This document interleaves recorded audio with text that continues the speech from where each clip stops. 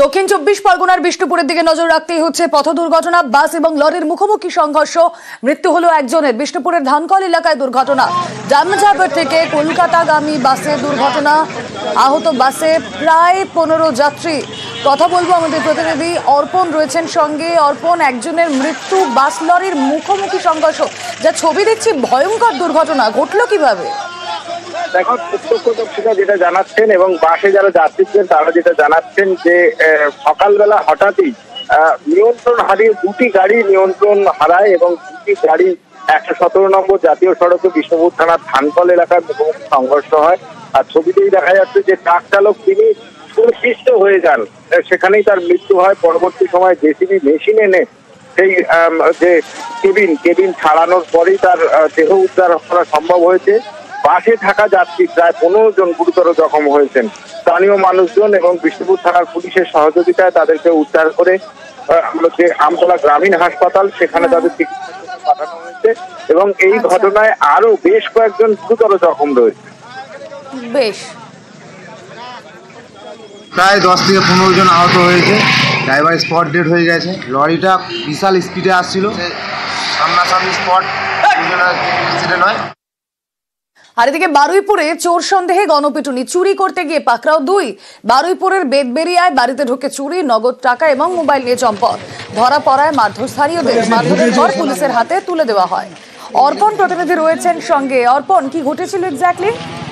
দেখো, মধ্যরাতে পিয়ালি এলাকায় চুরি করতে আসে এই যুবক এবং এই এলাকায় ফসল এবং শস্য চুরি করার জন্য চুরি হয়ে যাচ্ছে, সেই কারণে রাজপাহারার ব্যবস্থা করা হয় এবং সেই রাজপাহারার পুলিশ ছিলেন যারা, তাদের হাতে এই দুজন চোর তারা ধরা পড়ে এবং তাদের কাছ থেকে উদ্ধার হয় নগদ 10,000 টাকা, 3টি মোবাইল। যে এই টাকা এবং মোবাইল চুরি করে যাওয়ার সময় তাদের হাতে ধরা পড়ে। এই খবর পাওয়ার পরেই গ্রামের মানুষজন স্বাভাবিকভাবেই সেখানে জড়ো হন। শুরু হয় গণপিটুনি। এরপরেই বারুইপুর থানার পুলিশ ঘটনাস্থলে গিয়ে দুজনকে উদ্ধার করে এবং তাদেরকে গ্রেপ্তার করা হবে বলে পুলিশ সূত্রে খবর। এর পাশাপাশি এই ঘটনার সঙ্গে আরো বেশ কয়েকজন জড়িত রয়েছে এমনটা মনে করছে পুলিশ এবং তাদেরকে প্রথমে প্রাথমিক চিকিৎসার জন্য বারুইপুর মহকুমা হাসপাতালে নিয়ে যাওয়া হয়। স্থানীয় মানুষজন যেটা অভিযোগ করছেন, বেশ কয়েক মাস ধরে এলাকায় বিভিন্ন জিনিসপত্র চুরি হয়ে যাচ্ছে এবং এই যারা চুরি করতে আসছেন তারা বিভিন্ন জিনিস চুরি করতে আসার নাম। অর্পণ, নজর থাক।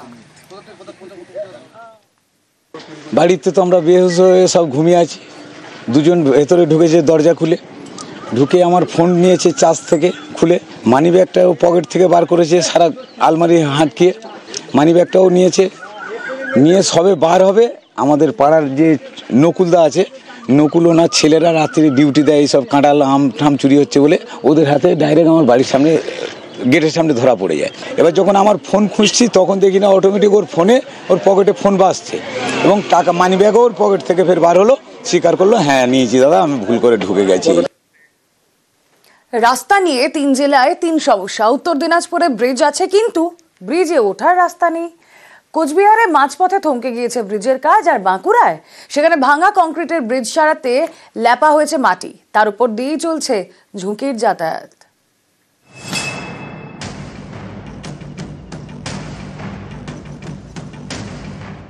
বাঁকুড়ার বিষ্ণুপুরের সুভাষপল্লী, এখানে বিড়াই নদীর উপর কংক্রিটের ব্রিজ, যা আশপাশের বেশ কয়েকটি গ্রামের বাসিন্দাদের বড় ভরসা।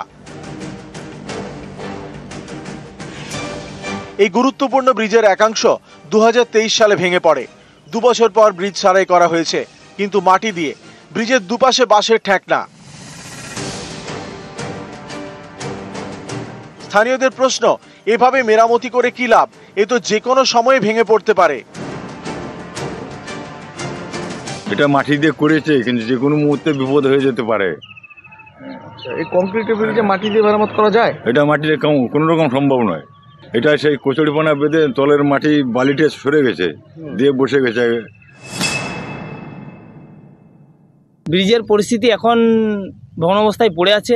এই মুহূর্তে আমাকে পঞ্চায়েত বলার সাথে সাথে আমরা বলেছি প্রাথমিকভাবে যাতে চলাচল করতে পারে, কোনো মানুষের অসুবিধা না হয়, সেই জন্য আমরা রাস্তাটা করে দেওয়ার ব্যবস্থা করেছি গ্রামের লোককে বলে। এখন পর্যন্ত ম্যানুয়ালি আমাদের খরচা হয়েছে 8 থেকে 10,000 টাকার মতো।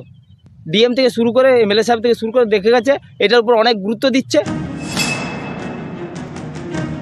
উত্তর দিনাজপুরের ইসলামপুর, এখানে মরুয়াগাঁওয়ের সিরিয়ানি নদীর উপর ব্রিজ। এই ব্রিজের বয়স 10 বছর।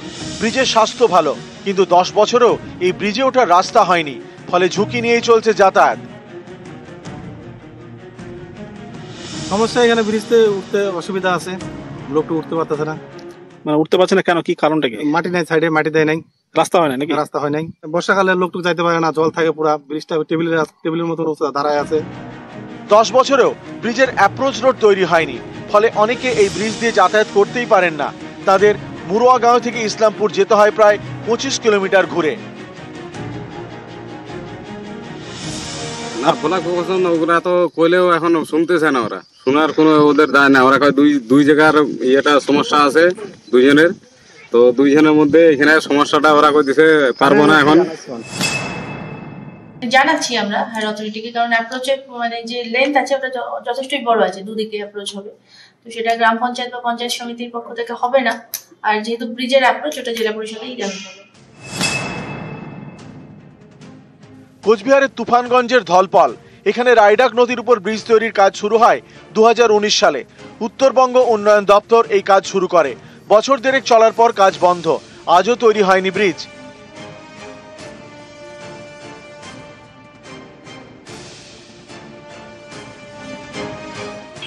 লকডাউনের থেকে বন্ধ, কিভাবে বন্ধ, কি কারণে বন্ধ তা আমরা জানি না। এখন চাচ্ছি যে ব্রিজটা হোক। উত্তরবঙ্গ উন্নয়ন দপ্তরের দাবি 2019 সালে ব্রিজ তৈরির কাজ শুরু হয়, বরাদ্দ করা হয় 5 কোটি টাকা। করোনার সময় কাজ বন্ধ হয়ে যায়। পরিস্থিতি স্বাভাবিক হলে ঠিকাদার সংস্থা বেঁকে বসে। তাদের দাবি কাঁচামালের দাম বেড়ে গিয়েছে, তাই 5 কোটি টাকায় ব্রিজ আর তৈরি করা যাবে না। আমরা পরবর্তীকালে তাকে ব্ল্যাক লিস্টেড করি। ব্ল্যাক লিস্টেড না শুধু না, তাকে আর্থিক জরিমানা করা হয়। সে সারেন্ডার করে যে আর কাজ করবে না। আমরা তারপরে একটা নতুন করে টেন্ডার করেছি এবং সেই টেন্ডার মোতাবেক ওখানে আবার নতুন করে কাজ শুরু। নিউজ 18 বাংলা। তৈরির 5 মাসের মধ্যে ভেঙে যায় কজওয়ে। 5 বছর ধরে ভাঙা অবস্থায় পড়ে কজওয়ে। ঝাড়গ্রামে ভাঙাচোরা ডুলুং নদীর উপর কজওয়ে, সাঁকরাইলের বনপুরায় ভাঙাচোরা কজওয়ে, যে ছবি আপনারা দেখছেন। কোটি টাকায় তৈরি করা হয় এই কজওয়ে। নিম্নমানের সামগ্রী দিয়ে কজওয়ে তৈরির অভিযোগ, ঠিকাদারের বিরুদ্ধে দুর্নীতির অভিযোগ। দীর্ঘদিন কজওয়ে বন্ধ থাকায় সমস্যা এলাকাবাসী। ভাঙা কজওয়ে নিয়ে শুরু রাজনৈতিক তরজাও। কথা বলবো আমাদের প্রতিনিধি রাজু রয়েছেন সঙ্গে। রাজু, দীর্ঘদিন ধরে এই কজওয়ে বন্ধ এবং ফি বছর বর্ষায় আমরা ডুলুং নদীকে কার্যত ফুঁসতে দেখি। ভাঙা কজওয়ে সারানোর কোনো কাজ কি শুরু হলো আদৌ? প্রথমত বলে রাখি, এই যে কজওয়ে, এই কজওয়েতে যে প্রথম যখন কাজ শুরু হয়েছিল সেই সময় গ্রামবাসীরা অভিযোগ করেছিল যে কজওয়ে যেভাবে তৈরি হচ্ছে তাতে যে কোনো সময় ভেঙে যেতে পারে। কিন্তু তারপরেই দেখা গেল 3 মাস থেকে 4 মাস যাওয়ার পরেই যে বন্যা পরিস্থিতি হলো, মানে ডুলুং নদীতে যখন বৃষ্টির ফলে জল বাড়লো এবং সেই জলের তোড়েই এই যে কজওয়ের দুটো পাশের অংশ, সেই সেতুর দুটো পাশের অংশ ভেঙে চলে যায় জলের তোড়ে এবং মাঝেও বেশ কিছুটা অংশ জলের তোড়ে ভেঙে যায়। যেখানে মানুষ অভিযোগ করছেন যে কজওয়ে নির্মাণের সময় যে সামগ্রী দেওয়া হয়েছিল সেই সামগ্রী নিম্নমানের ছিল, যার ফলেই এই ধরনের ঘটনা ঘটেছে। এবং এরপরেই অনেক দিন গড়িয়েছে, প্রশাসনকে জানানো হয়েছিল, জেলার আধিকারিকদেরকে জানানো হয়েছিল। সেক্ষেত্রে এই কজওয়ে নির্মাণের যে মানে গাইডলাইন ছিল সেই গাইডলাইনে হয়তো বাইরেই কাজ করা হয়েছে, যেটা অভিযোগ করছেন গ্রামবাসীরা। ইতিমধ্যে ব্লকের যে সমস্ত আধিকারিকরা রয়েছেন তারা জানিয়েছেন এই কজওয়ের জন্য জেলা পরিষদ থেকে সার্ভে হয়েছে এবং শীঘ্রই হবে। কিন্তু 5 বছর কেটে গেছে, কবে এই সেতু পুনরায় নির্মাণ হবে এবং মানুষের যে যাতায়াতের যে সমস্যা সেই সমস্যা কবে মিটবে? কারণ মানুষ যেখানে ঘুরপথে প্রায় 20 কিলোমিটার ঘুরপথে ব্লক বা স্কুলে, দেখা যাক সাধারণ মানুষের সমস্যা কবে মিটবে। স্থানীয় প্রশাসনকে জানানো সত্ত্বেও কোনো স্টেপ নেয়নি। ডিএমকেও জানানো হয়েছিল, জেলা পরিষদে জানানো হয়েছিল, কোনো কাজ হয়নি।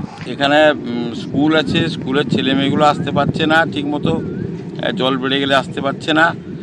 হাট একটা হয়, এখানে হাটেও সবজি টবজি আসছে না, যার জন্য অনেক দ্রব্যমূল্য বৃদ্ধি হয়ে যাচ্ছে। ওটা হচ্ছে ব্রিজটাই 2 বছর আগে ভেঙে গেছে নদী পাড় খেয়ে বন্যা ফলে। তো ওই ব্রিজটা করার জন্য আমরা জেলা পরিষদ জানিয়েছি এবং জেলা পরিষদ থেকে ইনকোয়ারি হয়েছে যাতে তাড়াতাড়ি হয়। আমরা চাপ দিতে সবাই চাপ দিচ্ছেন এবং আমি নিজে চাপ দিচ্ছি। আমি নিজে জেলায় ফোন করেছিলাম, ওখান থেকে লোক আসছিল এবং যা তাড়াতাড়ি হয় তার ব্যবস্থা আমরা করছি এবং জেলা কাছে বারবার চাপ দিয়েছি এবং ডিএমকেও জানানো হয়েছে এবং জানিয়েছি যে ওরা আশ্বাস দিয়েছে যে হবে, তাড়াতাড়ি হবে। ডিএম অফিস থেকে এখানে আসবে একটা ডেট করে বিডিও সাহেবকে, তখন বিডিও সাহেব ওই ঠিকাদারকে দিয়ে প্লাস্টার করে দিয়েছে, কারণ জায়গাগুলো ফেটে গিয়েছিল আর কি। তো কোনো রকম ধামাচাপা দেওয়ার জন্য চেষ্টা করেছেন এবং সঙ্গে সঙ্গে 3 মাসও যায়নি, ব্রিজটা ভেঙে গেছে। এখন ওনারা কোনো উত্তর দিতে পারেননি, এখন কেউ পেরোতে পারে না। সেদিকে জমিনগুলো আছে, আমাদের গ্রামের বেশিরভাগ জমিনগুলো ওইদিকে আছে এবং এখানে গ্রামে একটা স্কুল আছে, এখানেও ছেলে আসতে পারে না। জমিন থেকে কোনো চাষের জিনিস আনতে পারে না, ওই ঘুরিয়ে ঘুরিয়ে যখন আনে অনেক খরচ পড়ে যায়, এই জন্য চাষও করা ছেড়ে দিয়েছে। ওইদিকে জমিগুলো পতিত আছে। ওটা হচ্ছে ব্রিজটাই 200 আগে ভেঙে গেছে নদী পাড় খেয়ে বন্যা হলে। তো ওই ব্রিজ